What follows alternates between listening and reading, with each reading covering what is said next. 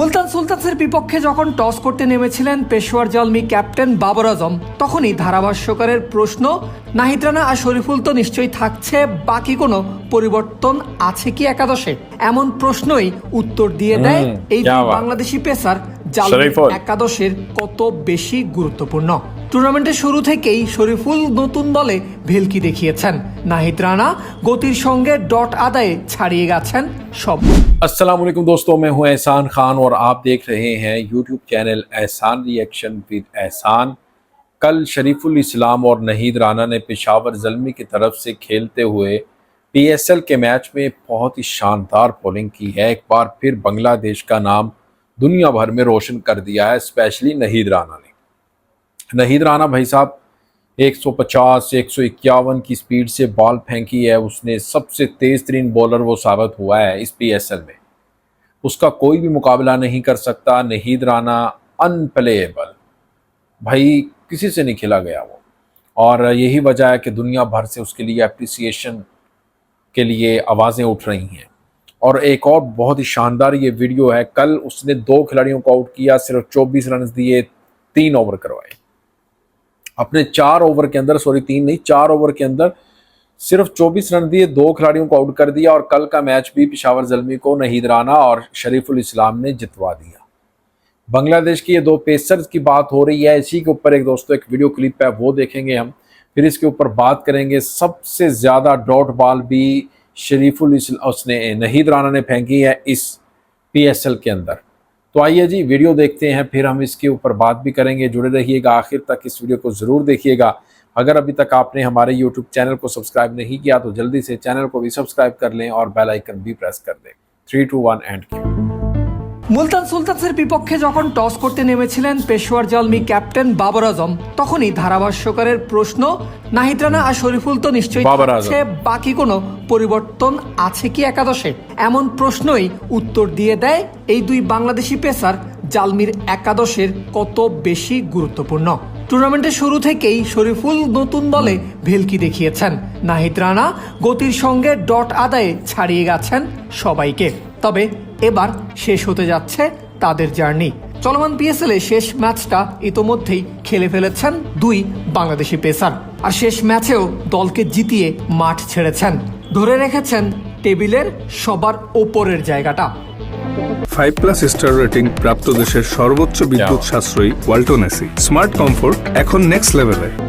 টসের আগে ব্যাট করে 196 রানের বড় পুঁজি তুলে নেয় শরীফুল রানার পেশোয়ার জালমি, আর তার জবাবে যখন বল করতে নামে প্রত্যেক ম্যাচের মতোই যথারীতি ইনিংসের দ্বিতীয় ওভারে প্রথমবার বলে আসেন শরীফুল ইসলাম, আর প্রথম ডেলিভারিতেই শরীফুলের ইনসুইং। বলে ব্যাটে করতে ব্যর্থ হলেও প্যাডে লেগে অবশ্য 22 থেকে 1 রান পান সাহিবজাদা ফারহান। দ্বিতীয় বলে বেশ সাবধানী ব্যাটিংয়ে সিঙ্গেল, তবে ওভারের বাকি 4 বল থেকে 2টা 4ও আদায় করে নেন ফারহান।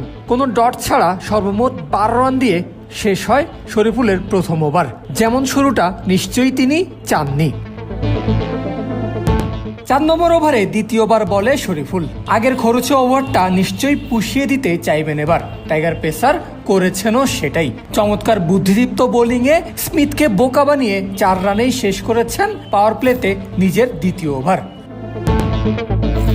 পাওয়ার প্লেতেই নিজের কোটার 3 নম্বর ওভার করতে শরীফুলকে ডেকে পাঠান পেশোয়ারের অধিনায়ক বাবর আজম। এই ওভারেও স্মিথকে স্ট্রাগল করতে হয়েছে শরীফুলের ডেলিভারি ফেস করতে।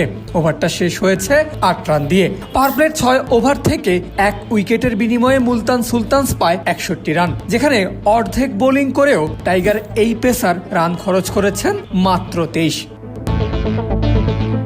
ইনিংসের 9ম ওভারে বলে আনা হয় নাহিদ রানাকে, আর এসেই গতির সঙ্গে ব্যাটারের মুভমেন্ট বুঝে শুরু ভেরিয়েশনের ভেলকি। তাতেই নাজেহাল স্টিভেন স্মিথ। টানা 4 বলে পরাস্ত হওয়ার পর বাধ্য হয়ে 5ম বলে স্কুপ খেলেছেন এই অজি ব্যাটার, তবে তাতে পেয়েছেন 4-এর বাউন্ডারি। বিএসএল এ চলমান আসরে সবচেয়ে বেশি ডট বল আদায় করা রানা এই ওভারেও দিয়েছেন 4টা ডট, আর মাত্র 5 রান খরচে শেষ হয়েছে নাহিদের প্রথম ওভার। নিজের দ্বিতীয় ওভারটা অবশ্য আশানুরূপ শুরু হয়নি রানার। ঘন্টায় 148 কিলোমিটার গতির প্রথম ডেলিভারিকেই বাউন্ডারিতে পাঠিয়েছেন শান মাসুদ। ইনিংসের 11তম ওভারের বাকি 5 বলে সিঙ্গেলস ডাবলস মিলিয়ে রানার খরচ আরও 7 রান। একই ওভারে মুলতানের রান 100 পার করে। পেশোয়ার ক্যাপ্টেন বাবর আজম ডেথ ওভারের সূচনা করেন নাহিদ রানাকে দিয়ে, আর রানার দিনের প্রথম শিকারও আসে এই ওভারেই। ক্যাপ্টেন বাবরের ক্যাচ বানিয়ে সাজঘরে ফেরান আরাফাত মিনহাসকে। উইকেটের সঙ্গে মাত্র 6 রানে রানা শেষ করেন ইনিংসের 17তম ওভার। পরের ওভারেই নিজের কোটা পূরণ করতে আসেন শরীফুল। মুলতান ব্যাটারদের ডেথ ওভারের আগ্রাসনকে বুড়ো আঙ্গুল দেখিয়ে ইনিংসের 18তম ওভারে টাইগার পেসারের খরচ মাত্র 5 রান। 19তম ওভারে আবার নাহিদ রানা এসেছেন নিজের শেষ ওভার করতে। ম্যাচের এমন সময়ে স্পিড স্টার 5 ডটে শেষ করেছেন নিজের ওভার, সঙ্গে একটা উইকেট। গোটা ওভারে দিয়েছেন মাত্র 2 রান, অর্থাৎ 1 ওভার হাতে থাকতেই দলের জয়টাও নিশ্চিত করে গেছেন 2 টাইগার পেসার। এরই সঙ্গে শেষ হলো এই 2 বাংলাদেশি ক্রিকেটারের এবারের পিএসএল জার্নি। নিউজিল্যান্ড সিরিজ খেলতে দেশে ফিরবেন দুজনেই। পেশোয়ারের জার্সিতে প্রত্যেক ম্যাচেই শরীফুল যেমন দুর্দান্ত শুরু এনে দিয়েছেন, তেমনি রানা তার গতির সঙ্গে ব্যাটারদের কাছ থেকে ডট আদায়ে পুরো টুর্নামেন্টে সবাইকে ছাড়িয়ে গেছেন। এখন অব্দি পিএসএল এর চলমান আসরে সবচেয়ে ইকোনমিক্যাল বোলারও নাহিদ রানা। ফলে টাইগার এই পেসার জুটিকে যে জালমি তথা পিএসএল মিস করতে যাচ্ছে তার বলার অপেক্ষা রাখে না। परवेज अल हसन, क्रिक फ्रेंजी। दोस्तों, आपने ये वीडियो देखी है किस तरह से बांग्लादेशी फास्ट बॉलर्स का इस वक्त पीएसएल के अंदर राज है, और पेशावर ज़ल्मी को ये सोने की चिड़िया मिल गई है, यानी नाहिद राना और शरीफुल इस्लाम। अब ये 2 बॉलर्स जाने के बाद याद रखिएगा पेशावर ज़ल्मी के लिए अब बहुत मुश्किल हो जाएगा बाकी मैचेस जीतने, क्योंकि जो नाहिद राना हैं वो चले गए हैं वापस अपने घर बांग्लादेश, और साथ में शरीफुल इस्लाम भी। वहाँ पर उन्होंने न्यूजीलैंड के साथ अपनी बायलैटरल सीरीज़ खेलनी है, और अब कहा यह जा रहा है कि जो पेशावर ज़ल्मी की मैनेजमेंट है उन्होंने राब्ता किया है बांग्लादेश क्रिकेट बोर्ड के साथ कि बायलैटरल ये जो वाइट बॉल सीरीज़ है इसके बाद आप हमें दोनों बॉलर्स भेज दें, 2 मैच जो रह जाएंगे वो ये आकर खेल लें, क्योंकि जो पेशावर ज़ल्मी है वो तो अब चली गई है क्वार्टर फाइनल में, यानी प्ले ऑफ खेलेगा पेशावर ज़ल्मी। वो बहुत अच्छी परफॉर्मेंस दिखा रहे हैं ड्यू टू नाहिद राना, और नाहिद राना ने बहुत ही शानदार, यार बहुत कम ऐसा होता है कि इतनी कमाल की बॉलिंग कर दी है, और सबसे ज़्यादा डॉट बॉल फेंकी है उसने, 60%। उसको खेला ही नहीं जा रहा। तो दोस्तों, आपका इसके ऊपर क्या कहना है बताइएगा कमेंट सेक्शन में।